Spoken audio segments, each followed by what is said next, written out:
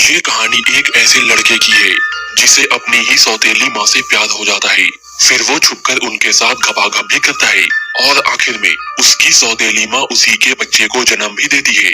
इसके बाद कहानी में क्या होता है यही हम आज की मूवी में देखेंगे। मूवी की स्टार्टिंग में हम साइमन को देखते हैं। वो अपनी गर्लफ्रेंड एलियास के साथ होता है। यहाँ पे हमें मालूम चलता है ये दोनों एक पेंटिंग आर्टिस्ट है। इसके बाद हम इन दोनों को साइमन के घर जाते हुए देखते हैं। काफी देर ड्राइव करने के बाद दोनों साइमन के घर पे पहुंच जाते हैं। इस घर में एक पार्टी हो रही थी क्योंकि आज साइमन के डैड कार्ल का जन्मदिन होता है। वहाँ पे कई सारे लोग भी आए हुए थे। यहाँ पे हमें ये मालूम चलता है साइमन के फैमिली में सभी लोग डॉक्टर हैं, लेकिन साइमन पेंटिंग में अपना कैरियर बनाना चाहता है। यहाँ पे मौजूद एक आदमी साइमन से डॉक्टर की पढ़ाई करने को कहता है।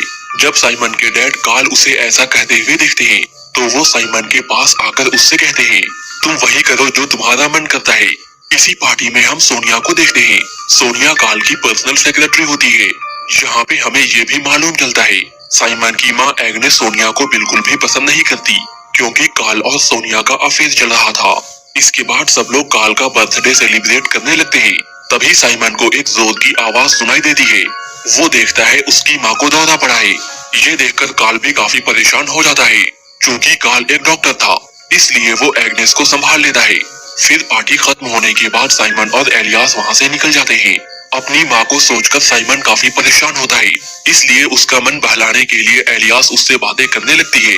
फिर रात में एलियास साइमन के साथ ही रुक जाती है। नेक्स्ट डे साइमन जब अपने पेंटिंग का काम कर रहा था तभी उसकी माँ उसके पास आती है। वो साइमन से कहती है, मैं और तुम्हारे डैड बाहर घूमने के लिए जा रहे हैं और इसलिए तुम्हें कुछ दिनों तक अपने डैड का काम देखना होगा।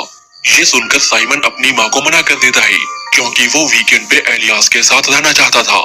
इस पर साइमन की माँ उसे समझाते हुए कहती है, अगर मैं तुम्हारे डैड के साथ नहीं गई तो वो अपनी सेक्रेटरी सोनिया के साथ चले जाएंगे। ये सुनकर साइमन अपनी माँ की बात को मान लेता है। नेक्स्ट डे साइमन कार्ल के पास आकर सारा काम समझता है और कार्ल भी उसे सारा काम समझा देता है। साथ ही वो साइमन से कहता है, सप्ताह में 3 बार सोनिया यहाँ पे आएगी और अगर तुम्हें किसी भी तरह की हेल्प चाहिए तो तुम सोनिया से कह सकते हो। इसके बाद कार्ल एग्नेस को लेकर वैकेशन पे निकल जाता है। नेक्स्ट डे साइमन कार्ल के सारे काम को करता है और फिर गार्डन में बैठकर रिलैक्स करने लगता है। तभी वहाँ पे सोनिया आ जाती है और वो साइमन से बात करने का ट्राई करती है। साइमन भी सोनिया को पसंद नहीं करता था और इसलिए वो उससे कहता है, मैं जानता हूँ तुम्हारा और मेरे डैड का अफेयर चल रहा है। और ये कहकर साइमन गुस्से में वहाँ से चला जाता है। फिर जब साइमन किचन में कॉफी के लिए जाता है तभी वहाँ पे सोनिया आ जाती है। वो साइमन से अपने अफेयर के बारे में बात करने का ट्राई करती है। ये सुनकर साइमन और भी गुस्सा हो जाता है और कॉफी फेंककर वहाँ से निकल जाता है।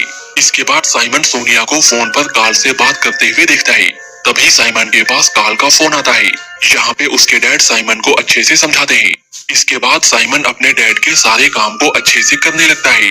फिर एक दिन साइमन जब सोनिया के पास आता है तो वो देखता है सोनिया रो रही है। यहाँ पे साइमन सोनिया को संभालने का ट्राई करता है। इसी दौरान सोनिया साइमन को किस कर लेती है। ये देखकर साइमन वहाँ से निकल जाता है। इस घटना के बाद साइमन काफी परेशान रहने लगा था। उसे समझ में नहीं आ रहा था उसके साथ क्या हुआ है और अब वो बस सोनिया के बारे में ही सोच रहा था। फिर साइमन खुद को रोक नहीं पाता है और अगले ही दिन सोनिया के पास पहुंच जाता है। वो सोनिया से कहता है, हमारे बीच जो भी हुआ मैं उसे सोचकर बहुत परेशान हूँ। इस पर सोनिया कहती है वो कोई बड़ी बात नहीं थी। ये सुनकर साइमन गुस्से में वहाँ से निकल जाता है। तभी उसे वहाँ पे सोनिया की फाइल मिलती है। यहाँ पे साइमन को ये मालूम होता है सोनिया पहले कार्ल की पेशेंट थी।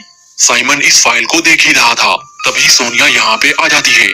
साइमन के हाथों में अपनी फाइल देखकर सोनिया को बहुत गुस्सा आता है और वो साइमन को धमकी देते हुए कहती है, तुम्हारे इस हरकत के लिए मैं तुम्हारे ऊपर केस भी कर सकती हूँ। इसी बात को लेकर दोनों में बहस हो जाती है। बहस करते हुए दोनों एक दूसरे के क्लोज आ जाते हैं और फिर से एक दूसरे को किस करने लगते हैं। यहाँ पे साइमन भी अपने आप को नहीं रोकता और इसके बाद वो सोनिया के साथ घपाघप भी करता है। घपाघप करने के बाद साइमन अपनी साइकिल लेकर वहाँ से निकल जाता है।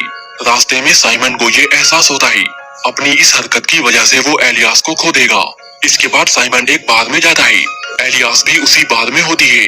यहाँ पे वो एलियास से अपनी और सोनिया की सारी बातें बोल देता है। ये सुनकर एलियास को बहुत बुरा लगता है और वो रोते हुए वहाँ से निकल जाती है। इन सबसे साइमन को भी काफी बुरा लगता है, लेकिन अब वो सोनिया की ओर अट्रैक्ट हो रहा था। और अब दोनों काफी टाइम साथ में बिताने लगे थे। इसी तरह कई दिन बीत जाते हैं। फिर एक दिन साइमन जब सोनिया के घर पे होता है, तभी कार्ल वहाँ पे पहुँच जाता है, क्योंकि अब कार्ल का वैकेशन खत्म हो गया था। यहाँ पे वो साइमन से पूछते हैं, तुम सोनिया के घर पे क्या कर रहे हो?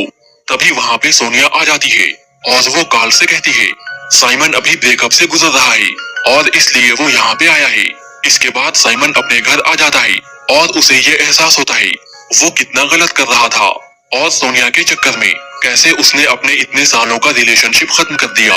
ये सोचकर साइमन काफी परेशान हो जाता है और इसके बाद वो ड्रिंक करके सो जाता है। तभी साइमन के पास उसकी माँ का कॉल आता है। वो रोते हुए साइमन से कहती है, तुम्हारे डैड मुझे छोड़कर सोनिया के पास रहने के लिए जा रहे हैं, क्योंकि सोनिया ने धमकी देते हुए कार्ल से कहा है अगर उन्होंने ऐसा नहीं किया तो वो आत्महत्या कर लेगी। साइमन की माँ कार्ल को रोकने का काफी ट्राई करती है, लेकिन कार्ल वहाँ पे नहीं रुकता। फिर जब साइमन अपनी माँ के पास आता है तो वो देखता है कार्ल यहाँ से जा चुका है और उसकी माँ अकेले बैठकर रो रही थी। यहाँ पे एग्नेस रोते हुए साइमन से कहती है, तुम मेरी वाली गलती कभी मत करना और तुम्हें अपने प्यार को पाने की कोशिश करनी चाहिए। ये सुनकर साइमन को एलियास की याद आती है और वो सीधा एलियास के पास पहुंच जाता है। यहाँ पे वो एलियास को मनाने का ट्राई करता है, साथ ही वो एलियास से अपनी गलती के लिए माफी भी मांगता है, लेकिन एलियास उसे माफ नहीं करती और साइमन को यहाँ से चले जाने के लिए कहती है। इसके बाद साइमन घर आ जाता है और अब वो पूरी तरह से टूट चुका था। उसे ऐसा लग रहा था जैसे उसने सब कुछ खो दिया। साइमन ये सब सोचकर काफी परेशान हो जाता है। तभी उसे पैनिक अटैक आता है और वो बेहोश होकर नीचे गिर जाता है। फिर जब साइमन की आंखें खुलती है तो वो अपने आप को एक हॉस्पिटल में देखता है। यहाँ उसके डैड कार्ल भी उसके साथ होते हैं। यहाँ पे कार्ल साइमन से कहता है, मैं अब भी तुम्हारी माँ एग्नेस से प्यार करता हूँ, लेकिन अब मुझे सोनिया के साथ रहने का मन है। और ये कहकर कार्ल यहाँ से निकल जाता है। ऐसे ही कई दिन बीत जाते हैं और अब साइमन ने भी मूव ऑन कर लिया था। अब साइमन अपने आगे की पढ़ाई में फोकस कर रहा था। फिर एक दिन वो कार्ल के बुक लॉन्च में जाता है। यहाँ वो देखता है सोनिया प्रेग्नेंट है। यहाँ पे वो अपनी माँ एग्नेस से भी मिलता है। एग्नेस अब भी अपने पति को वापस पाने में लगी हुई थी। इसके बाद हम कई महीनों बाद का सीन देखते हैं। यहाँ पे कार्ल के घर में एक पार्टी होती है और यहाँ पे हम सोनिया को एक बच्चे के साथ में देखते हैं। सोनिया अपने बच्चे के साथ काफी खुश होती है। इसके बाद साइमन भी उस बच्चे के पास आता है और उस बच्चे को गोद में लेकर ध्यान से देखने लगता है।